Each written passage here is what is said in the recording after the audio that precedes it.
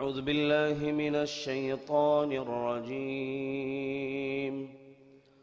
بسم الله الرحمن الرحيم.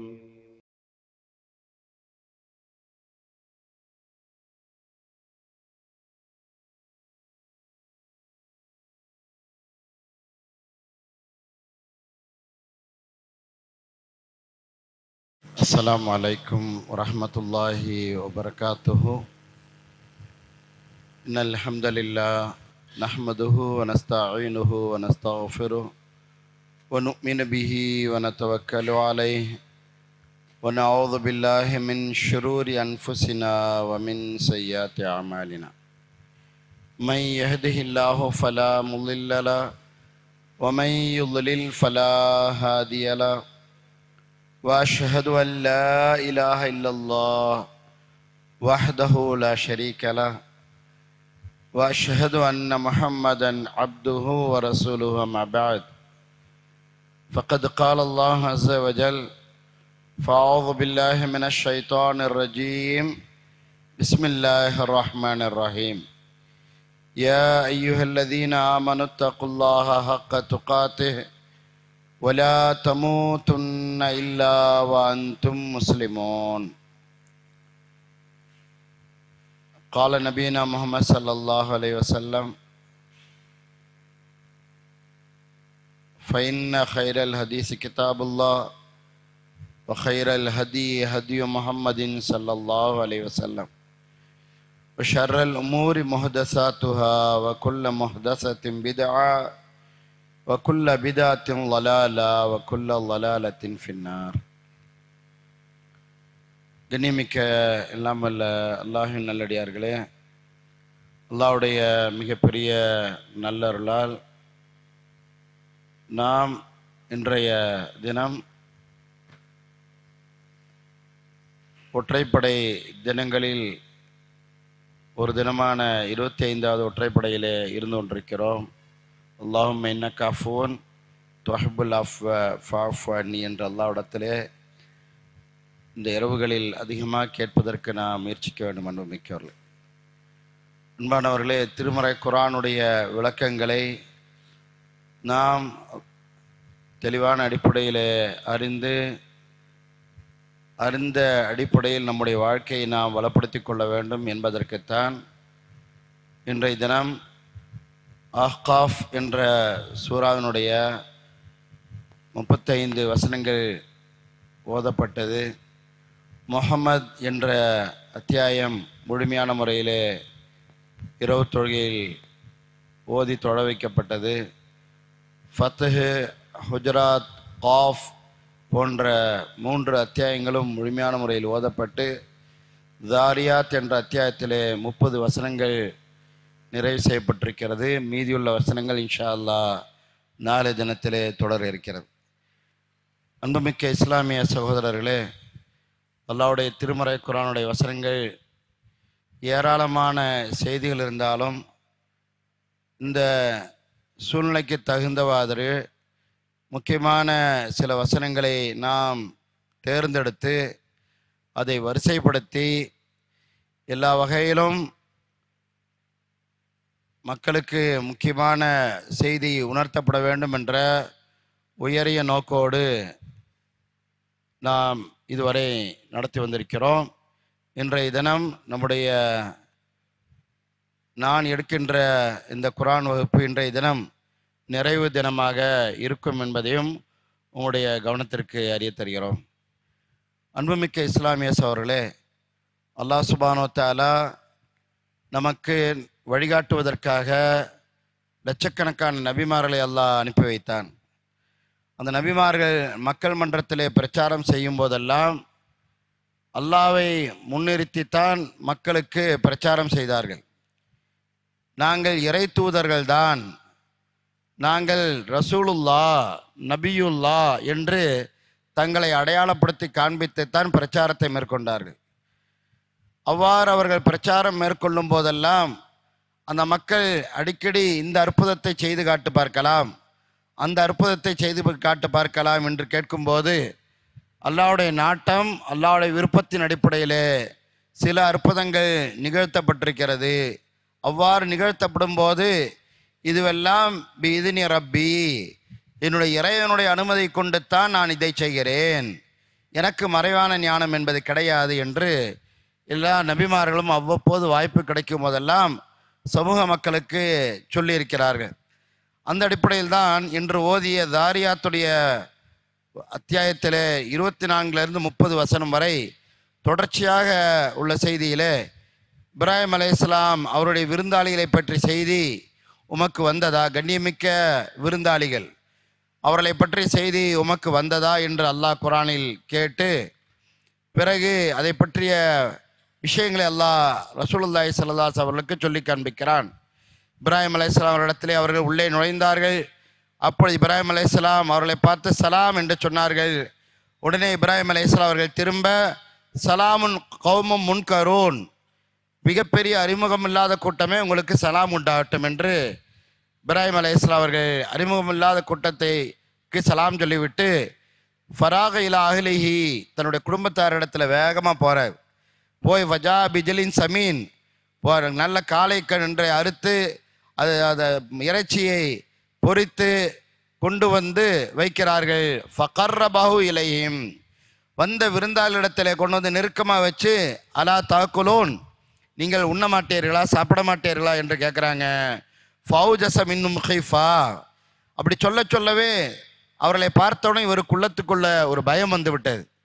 அப்படி உள்ளத்துக்குள்ள பயந்த வந்த உடனே அந்த விருந்தாளிகள் லா தஹஃப், நீங்கள் பயப்படாதீங்க என்று இந்த வசனத்திலேயும் இதற்கு முந்தி ஓதப்பட்ட வசனங்கள் அத்தியாயங்களிலே நாங்கள் அல்லாஹ்வின் புறத்திலிருந்து அனுப்பப்பட்ட தூதர்களாவோம், நாங்கள் இந்த மாதிரி அல்லாஹ்வுடைய தண்டனையை செயல்படுத்துவதற்காக வந்திருக்கிறோம் என்ற அல்லாஹ்வுடைய கட்டளையை செயல்படுத்துவதற்காக வந்திருக்கிறோங்கிற அந்த வசனம் அமைந்திருக்கிறது. இந்த இடத்துல லா தஹஃப், நீங்கள் பயப்படாதீங்க, ஃபபஷரூஹு பி குலாமின் அலீம், நன்கு அறிந்த ஒரு சிறுவனை கொண்டு சுபச்செய்தி சொல்கிறாங்க.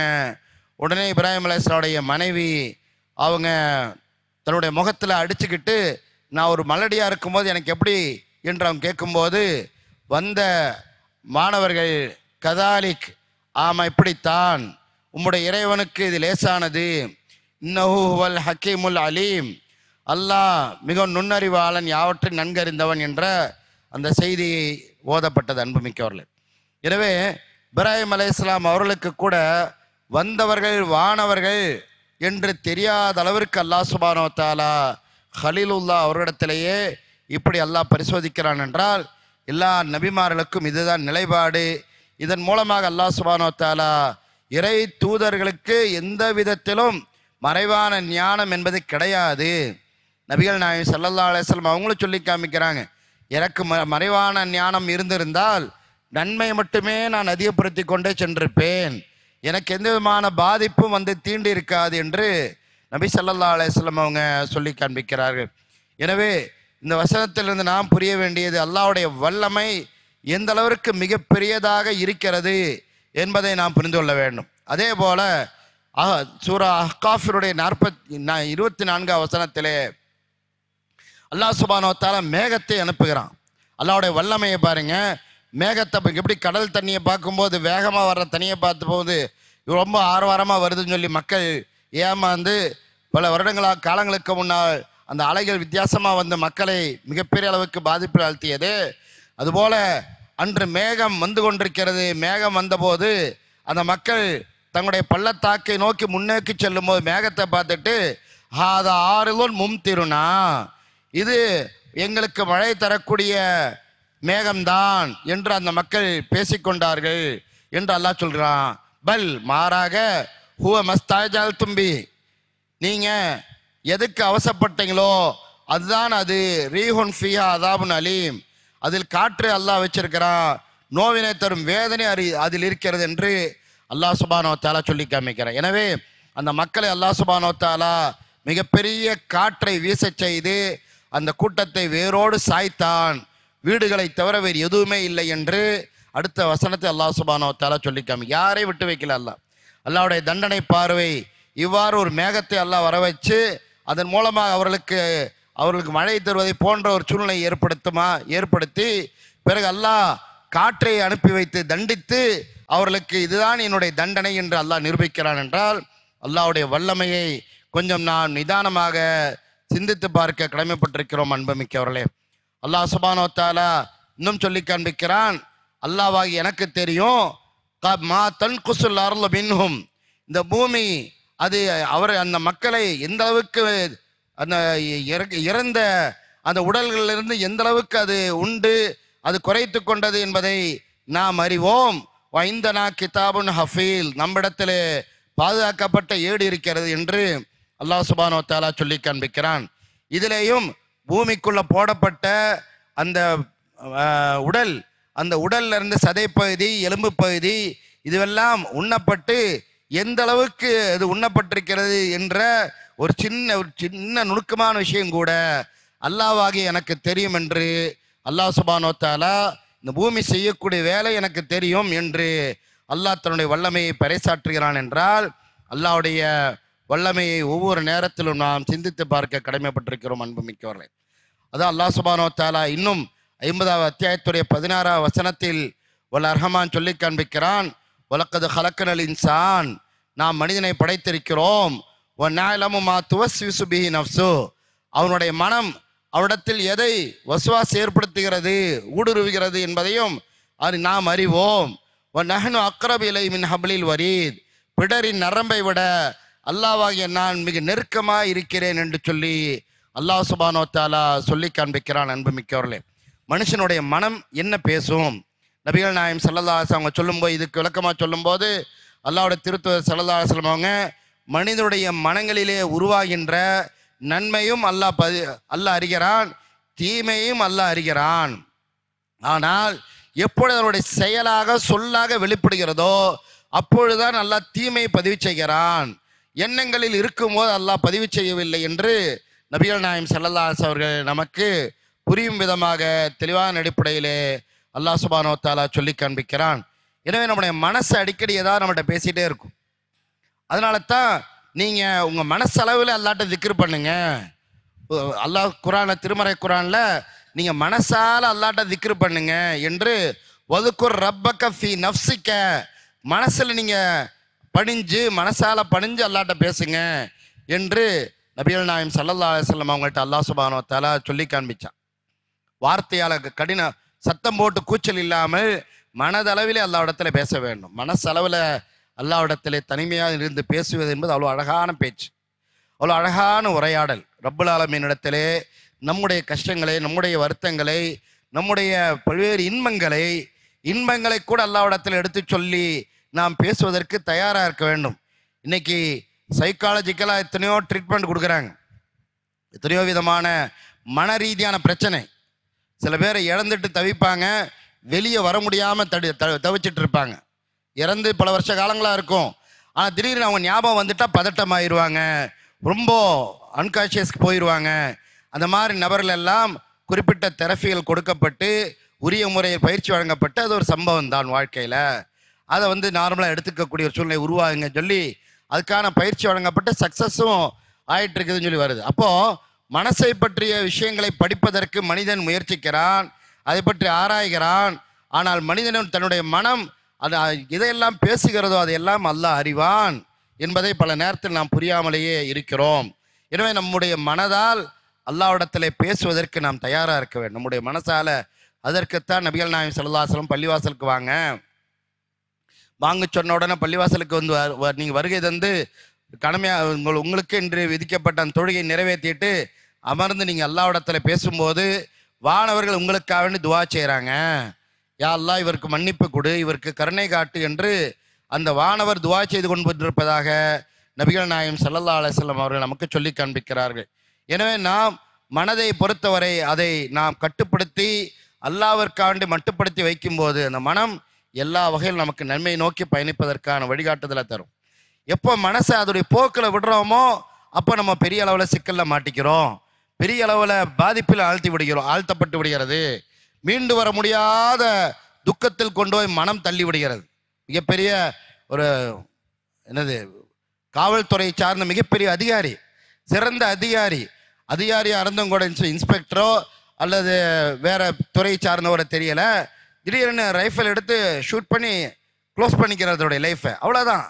அவர் மனசு சொல்லிருச்சு, எடுத்து ஷூட் பண்ணி க்ளோஸ் பண்ணிக்க லைஃப்பை, க்ளோஸ் பண்ணிடு. எவ்வளோ பயிற்சி, அந்த பணிக்காக வேண்டி எவ்வளோ கடின உழைப்பு, உடலை எந்த அளவுக்கு வருத்தி கொண்டு வரக்கூடிய நிலை. மனசு பேசுது, செய் என்னமோ செய், பெண்ணையில் முடிச்சிடலாம் அப்படின்னு சொல்லி தன்னைத்தானே க்ளோஸ் பண்ணக்கூடிய, தன்னைத்தானே அழிக்கக்கூடிய வேலையை மனசு ரொம்ப தெளிவாக செய்யும். அதனால தான் ஷைத்தான் மனசில் போய் கையை வைப்பான். ஷைத்தான் உடம்புல கையை வைக்கிறத விட மனசில் கையை வச்சு தான் ஒவ்வொருத்தருடைய பல்சையும் பிடிச்சி பார்த்து, இது இல்லை, அப்படி இல்லை, இது இப்படி இல்லைன்னு சொல்லி சொல்லி சொல்லி சொல்லி அவனை தன்னுடைய கண்ட்ரோலுக்குள்ளே கொண்டு வர்றதுக்கு அவன் மிகப்பெரிய முயற்சி எடுக்கிறான். ஆதமுடைய மக்கள் சஜ்தா செஞ்சுட்டு இருக்கும்போது அவன் ஒரு சஜ்தா செய்யாதக்கான்னு அழுதுட்டு இருக்கிறான். இவங்க ஆதமுடைய மக்களுடைய சஜ்தாவை பார்த்து அவன் அழுகிறான் என்று நபிகள் நாயகம் ஸல்லல்லாஹு அலைஹி சொல்லி காமிச்சிருக்கிறாங்க. அதனால நம்ம ரமலானுடைய காலத்தில் இருக்கக்கூடிய பேணுதல் ரமலான் முடிந்தவுடன் இருக்குமா இருக்காதா என்று தெரியாது. நம்முடைய மனசை தெளிவான அடிப்படையில் வைப்பதற்கு நாம் முயல வேண்டும். மனசில் என்னென்ன விஷயங்களை ஒரு ஃபார்மேட் போட்டு கரெக்டான ஒரு டயக்ராம் போட்டு கரெக்டாக வைக்கணுமோ அதை அப்படி தான் வைக்கணும். அதிலிருந்து கொஞ்சம் கூட மாறாத அளவுக்கு அதாவது தெளிவான அடிப்படையில் உறுதியானதாக இருக்கணும். அது மாற்றமே இல்லாத அளவுக்கு சில விஷயங்களை நம்ம ஸ்டோரேஜ் பண்ணி வைக்கும்போது மனசு கரெக்டாக பேசும், நமக்கு சொல்லக்கூடிய தகவல் சரியாக சொல்லும். மனசில் ஏதாவது ஒரு விஷயத்தை ஆழ் மனசில் வைக்க வேண்டிய விஷயங்களை நம்ம ஆழ் மனசில் வச்சுத்தான் ஆகணும். வெளி மனசில் வைக்க வேண்டிய விஷயங்களை வெளி மனசில் வச்சுட்டு அப்படியே விட்டுறணும். நம்முடைய தந்தை, தாய், உறவுகள், பெயர்கள் எல்லாம் ஆழ் மனசில் பதிவாக இருக்குது. அதெல்லாமே அல்லாஹ்வாகி எனக்கு தெரியும் என்று அல்லாஹ் சுப்ஹானஹு வ தஆலா சொல்லி காண்பிக்கிறான் என்றால் நாம் எந்த அளவிற்கு நம்முடைய மனசால அல்லாஹ்ட்ட சரணடைவதற்கு நாம் முயற்சிக்க வேண்டும். அன்புமிக்கவர்கள், நம்முடைய மனங்கள் பல நேரத்தில் சரணடையாத காரணத்தினால அல்லாஹ்வுடைய கோபத்திற்கு ஆளாகக்கூடிய ஒரு சூழ்நிலை வந்து விடுகிறது. அதனால தான் தக்வா என்பது இங்கே இருக்குது. அத்தக்வா ஹாவுனா, அத்தக்வா ஹாவுனா என்று 3 முறை நபி ஸல்லல்லாஹு சொல்லி காமிக்கிறாங்க. ஒரு இஸ்லாமிய சகோதரனுடைய பொருள், உயிர், மானம், இந்த 3ம் உனக்கு ஹராம். இந்த 3ஐயும் சரியா பேணி தக்வாவை காப்பாற்றிக்கொள் என்று நபிகள் நாயகம் ஸல்லல்லாஹு சொல்லி தந்தாங்க. குஜராத்துடைய வசனம் அதான் சொல்லுது, மனிதர்களே உங்களை ஆண் பெண்ணிலிருந்து நாம் படைத்திருக்கிறோம், கிளைகளாக கோத்திரங்களாக ஏற்படுத்தியிருக்கிறோம். நீங்கள் ஒருவரை ஒருவர் அறிந்து கொள்ளும் பொருட்டு இன் அக்ரமக்கும் இந்தல்லாஹ் அத்காக்கும், உங்களில் அல்லாஹ்விடத்தில் சங்கைக்குரியவர்கள் யார் என்றால் தக்வாதாரிகள் தான், அல்லாஹ்வை அஞ்சக்கூடியவர்கள் தான். அல்லாஹ்வுடைய பயத்தை மனசுக்குள்ள கொண்டு வந்து அந்த பயிற்சியை அழகான முறையில் வார்த்து கொள்ள வேண்டும். அந்த தக்வால எந்த வகையிலும் பலையினம் வந்துடக்கூடாது. அருவருப்பான விஷயங்கள் வந்து ஒரு தன்மானத்தை இழக்கின்ற ஒரு செயல் வராத அளவிற்கு தக்வாங்க. லிபாசு தக்வா தாலிக்க ஹைர், இறையச்சம் என்ற ஆடை தான் சிறந்த ஆடை. அந்த ஆடையை எப்போதும் நம்ம அணிந்து கொண்டே இருக்க வேண்டும். எந்த பகுதிக்கு போனாலும், எந்த நாட்டிற்கு போனாலும், எந்த ஒரு தேசத்திற்கு போனாலும் நம்முடைய தக்வாங்கிற ஆடை நமக்குள்ள இருந்துக்கிட்டே இருக்கணும். அது மாறவே கூடாது.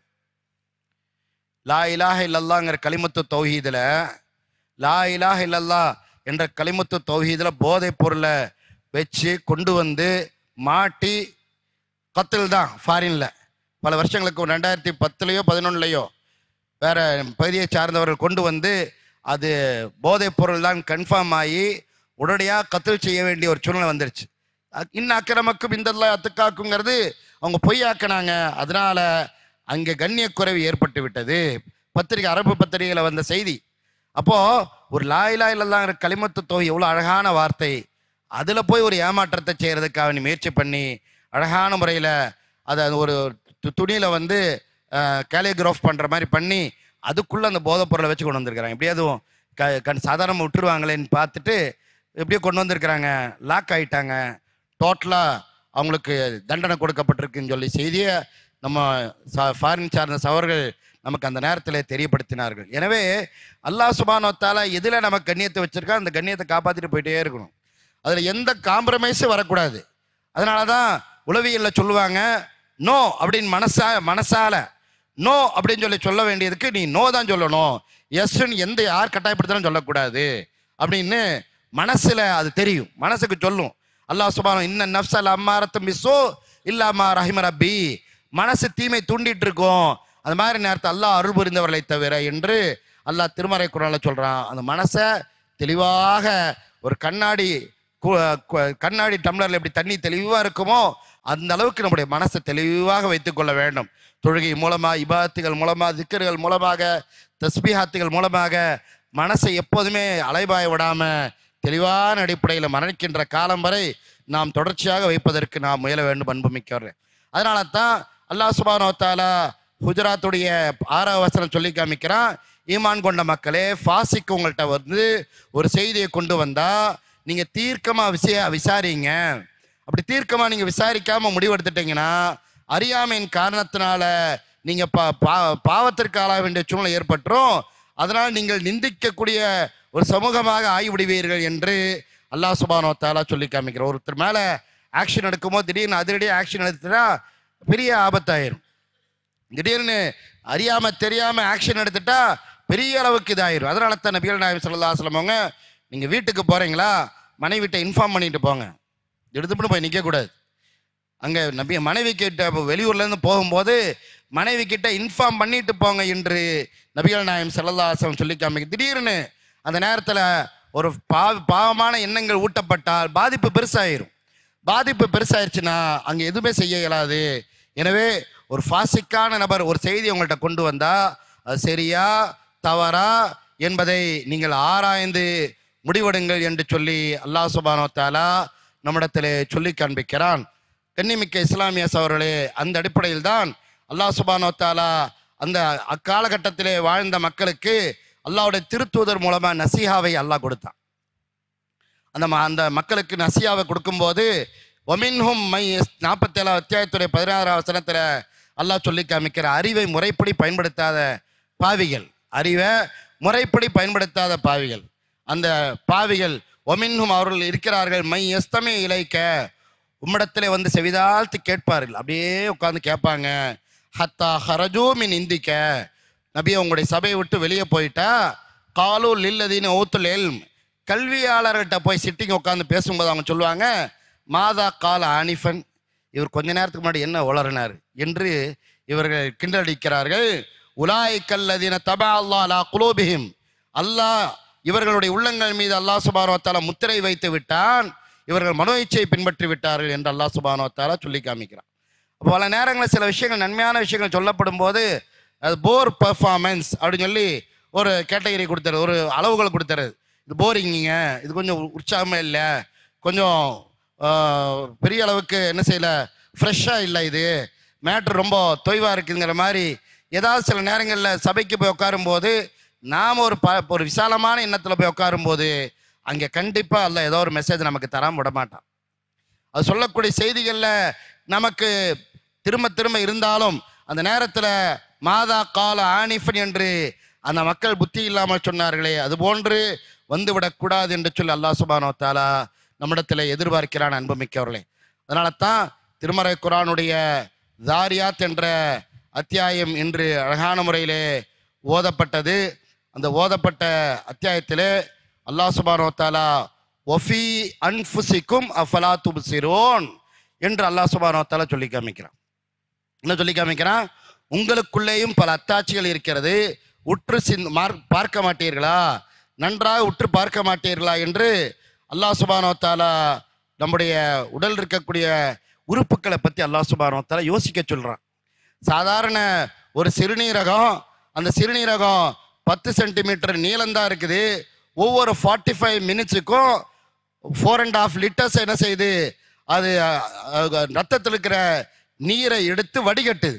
ரத்தத்தில் இருக்கிற நீரை எடுத்து வடிகட்டி குளுக்கோஸ், கனிமம் மற்றும் தேவையான தண்ணி இது எல்லாத்தையும் மீள் உறிஞ்சுதல் மூலமாக மீண்டும் அந்த ரத்தத்துக்கே திருப்பி கொடுக்குது என்று, அதுக்கு பிறகு அந்த ரத்தத்தில் அந்த எடுத்த தண்ணியில் இருக்கிற கழிவு எல்லாத்தையும் சிறுநீர் பைக்கு அனுப்பிடுதுன்னு சொல்லிட்டு ஆராய்ச்சியின் மூலமாக சொல்லி காமிக்கிறாங்க.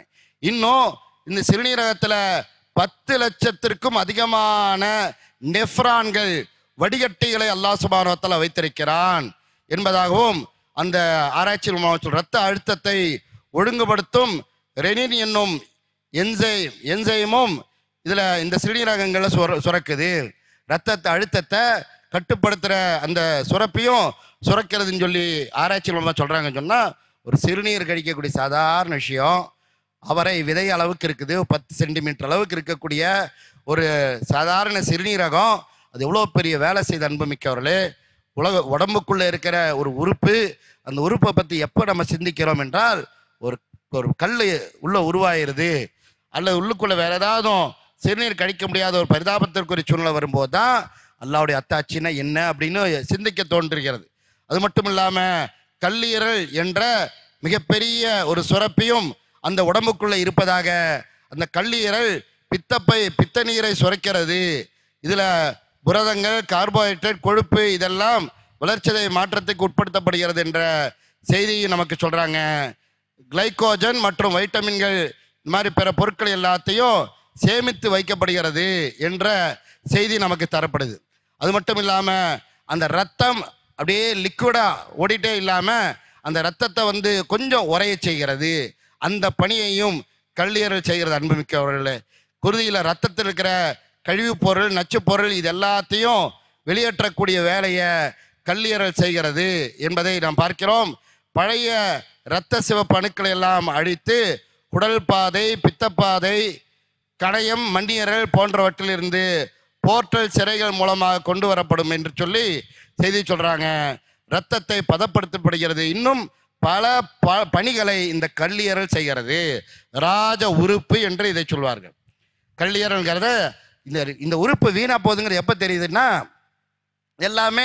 எல்லா உறுப்புகளும் ஆரம்பத்தில் வீணா போனால் கண்டுபிடிக்க முடியுது. கல்லீரலை பொறுத்த வரைக்கும் முத்தி போய் ஃபைனல் ஸ்டேஜ் ஆகி இனிமேல் வேலை செய்யாதுங்கிற போது தான் சிம்டம்ஸை உடம்புல காட்ட ஆரம்பிக்குது. அவ்வளோ பெரிய ஒரு கல்லீரல் அல்லாஹ் சுப்ஹானஹு வ தஆலா உடலுக்குள்ளே வச்சிருக்கிறான்.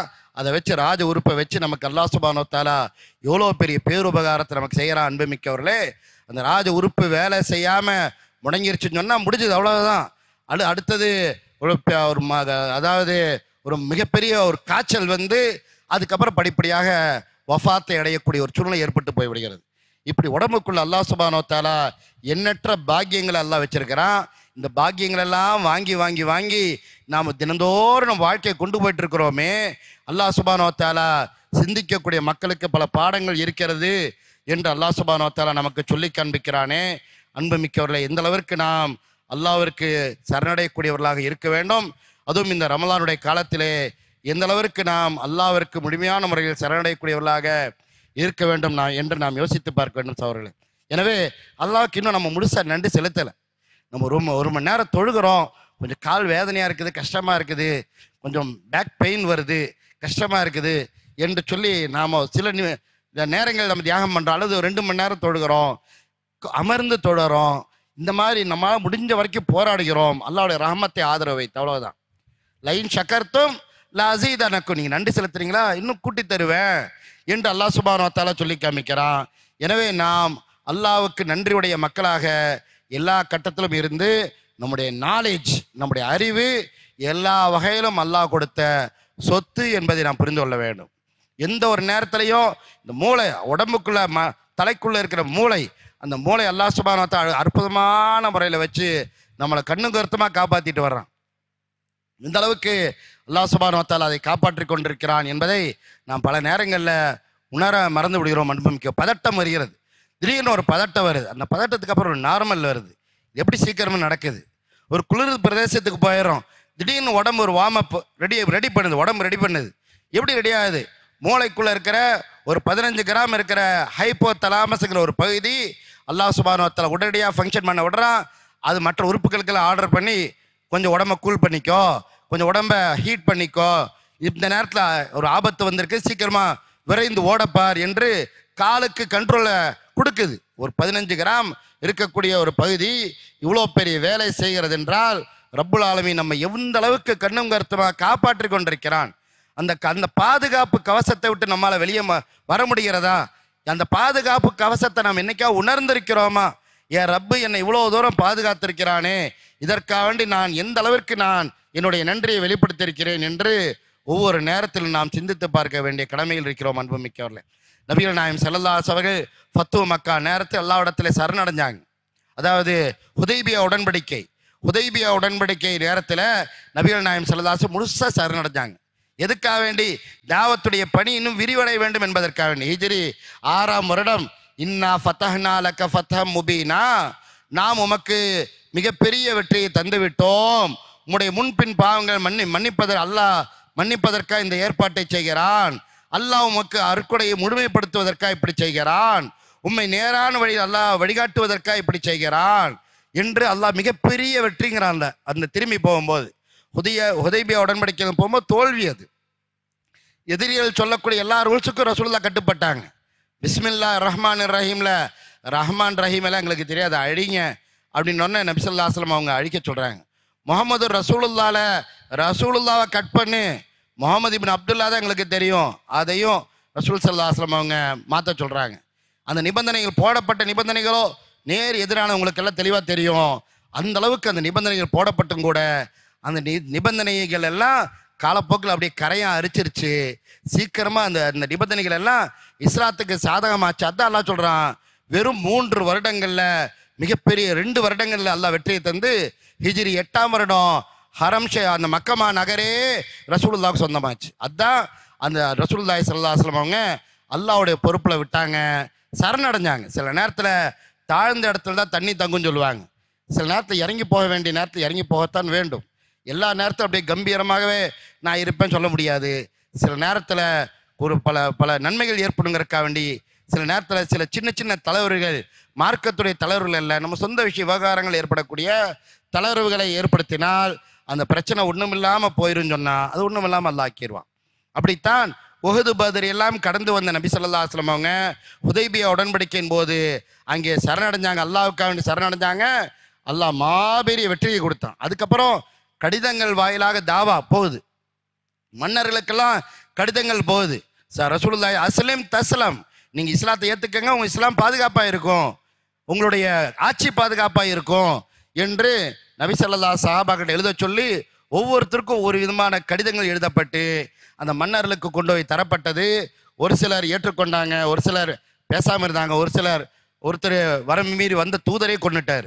இந்த மாதிரி சம்பவங்கள் நடந்தது என்பதையெல்லாம் நாம் ரஹீக்குல் மக்தூம்ங்கிற கிதாபில் பார்க்கிறோம்.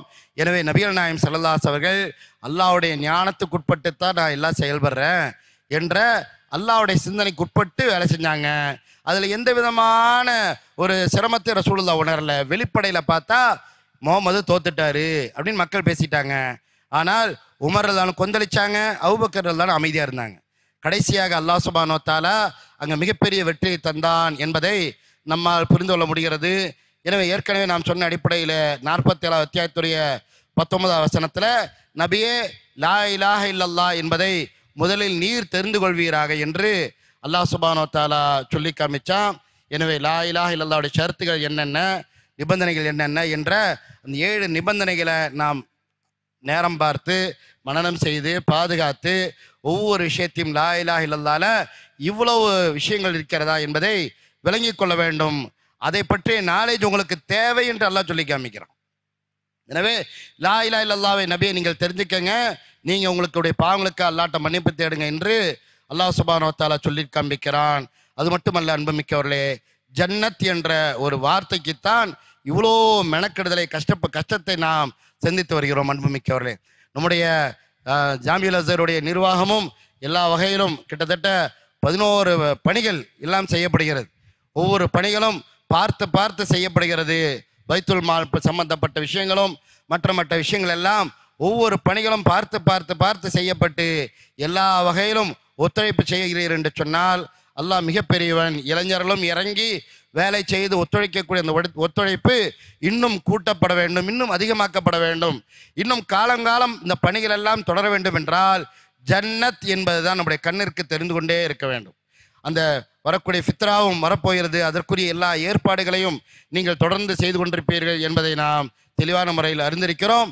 எனவே நீங்கள் உங்களுடைய உடலால், உழைப்பால், பொருளாதாரத்தால் எதுவெல்லாம் முடியுமோ அதுவெல்லாம் நாம் செய்துவிட்டால் நம்முடைய ஜன்னத் நமக்கு கன்ஃபார்ம் ஆயிடுச்சு, அவ்வளவுதான். நபிகள் நாயகம் ஸல்லல்லாஹு அலைஹி அவங்கள்ட்ட ஒரு நபித்தோழர் உஹது போர் நேரத்தில் கேட்குறாங்க, நான் இந்த போரில் கொல்லப்பட்டா எங்கே இருப்பேன்னு கேட்குறாங்க. ஃபில் ஜன்னா, அப்படியா, இந்த பேரிச்சம்பழம் சாப்பிட்ற நேரம் கூட எனக்கு லேட் ஆகக்கூடாது. அப்படி தூக்கி போடுறாரு, நேர போரில் ஈடுபடுறாரு, அங்கே ஷஹீதாக்கப்படுகிறார். அவ்வளவுதான். சொர்க்கம் என்றால் அவ்வளவு தூரம் மெனக்கெட்டாங்க. ஹாலித் ரலியல்லாஹு அன்ஹு போரில் பயங்கரமாக செயல்பட்டவர். ஈட்டியில் காயம், வாங்கியிருக்கிறாங்க, ஈட்டியால் குத்தப்பட்ட காயத்தை வாங்கியிருக்கிறாங்க, இன்னும் அம்பினால் பல பாதிப்பு உடம்புல ஏகப்பட்ட காயங்கள். ஆனால் சக்கராத்துடைய நேரத்தை கவலைப்படுறாரு, இன்னும் எனக்கு ஷஹீதுங்கிற அந்தஸ்து அல்லாஹ் தரலே அப்படின்னு. ஆனால் பாருங்க, அப்துல்லா இப்னு உம்மி மக்தூம் ரலியல்லாஹு கண்ணு தெரியாதவர், காதிசியாங்கிற போர்க்களத்துக்குள்ள போய் என்னை நிப்பாட்டி வைங்கன்னு போய் நிப்பாட்ட வச்சு அதுக்குள்ள நின்று போராடி ஷஹீதுடைய அந்தஸ்தை, கண்ணு தெரியாது கொடியை பிடிச்சிட்டே நிற்கிறாரு, ஷஹீதுடைய அந்தஸ்து அல்லாஹ் அப்துல்லா இப்னு உம்மி மக்தூம் ரலியல்லாஹு அவர்களுக்கு தருகிறான் என்றால், அல்லாஹ் எல்லாவற்றையும் முடிவு செய்யக்கூடியவன். யாருக்கு ஷஹீத் என்ற அந்தஸ்தை தரணும், யாருக்கு சாதாரண நிலையில் மரணிக்க செய்ய வேண்டும் என்பதை அல்லாஹ் முடிவு செய்கிறான். மன் ஹஷியர் ரஹ்மான் பில் கைப், யார் மறைவான நிலையிலே அல்லாவை அஞ்சுகிறாரோ, வஜா பி கல்பி முனீப், அவர் அல்லாவை சார்ந்தவராக உள்ளத்தோடு வருவார். அந்த நேரத்தில் மறுமின் அல்லாட்ட வரும்போது உதுஹுலுஹா பி சலாம், போங்க சொர்க்கத்துக்குள்ள போய் பிரவேசிங்க, தாலிக்க யோமுல் ஹுலூத், இதுதான் நிரந்தரமான நாளாகும். லஹும் மா யஷாஊன ஃபீஹா, அந்த சொர்க்கத்தில் அவர்களுக்கு விரும்பியது அவர்களுக்கு இருக்கிறது. வலதைனா மசீத், நம்மள்ட்ட இன்னும் அதிகமாகவே இருக்குது அல்லாவை பார்க்கின்ற பாக்கியம். வலதைனா மசீத் என்று வந்தா அல்லாவை பார்க்கக்கூடிய வாய்ப்பு மறுமை நாளில் அல்லாஹ் தக்வாதாரிகளுக்கு தருவதா சொல்லி காண்பிக்கிறான். எனவே அன்புமிக்க இஸ்லாமிய சகோதரர்களே, மறைவான நிலையிலே அல்லாவை அஞ்சுவது என்பது மிகப்பெரிய சிரமமான ஒரு காரியம். அந்த மாதிரி மறைவான நேரங்களிலே அல்லாவை அஞ்சு பயந்து நடுங்கி வாழ்வதற்கு நாம் எல்லா விதமான முயற்சிகளையும் நாம் எடுக்க வேண்டும் அன்புமிக்கவர்களே. அதற்குத்தான் அல்லாஹ் சுப்ஹானஹு வ தஆலா நமக்கு ஒரு அற்புதமான துஆவை அஹ்காஃப் என்ற சூறாவின் மூலமாக அல்லாஹ் தருகிறான். அல்லாஹ் சுப்ஹானஹு வ தஆலா இதிலே சொல்லி காண்பிக்கிறான், அவர்கள் நாம் அந்த தாயுடைய கருவறையிலே சிரமத்திற்கு மேல் சிரமம் தாங்கி சுமக்க வைத்தோம். அதுக்கு பிறகு பருவ வயதை அடைந்தார்கள். 40 வயது அடைந்த போது அவங்க இப்படி துவா செய்வாங்க என்று அல்லாஹ் சுப்ஹானஹு வ தஆலா இந்த அஹ்காஃப் என்ற அத்தியாயம் 46வது அத்தியாயத்துடைய 15வது வசனத்தை இந்த துவா இடம்பெற்றிருக்கிறது. மறவாமல் ஞாபகம் வச்சு இதை மனப்பாடம் பண்ணுங்க. என்ன வார்த்தை அது? ரப்பி, என் இறைவா, ஔஸிஅனி, எனக்கு உதவி செய்ய அல்லாஹ், அன் அஷ்குர நிஅமத்த கல்லத்தி அன்அம்த அலைய, எனக்கு நீ செஞ்ச உபகாரங்களுக்கெல்லாம் நான் நன்றியுள்ளவனா இருக்கக்கூடிய அல்லாஹ். எந்த உபகாரத்தை நீ செஞ்சிருந்தாலும் அதுக்கு நீ நன்றி உள்ளவனாக நான் மாறணும்னு சொன்னா அதுக்கு நீ உதவி செய்ய அல்லாஹ், எனக்கு உதவி செய்ய அல்லாஹ்.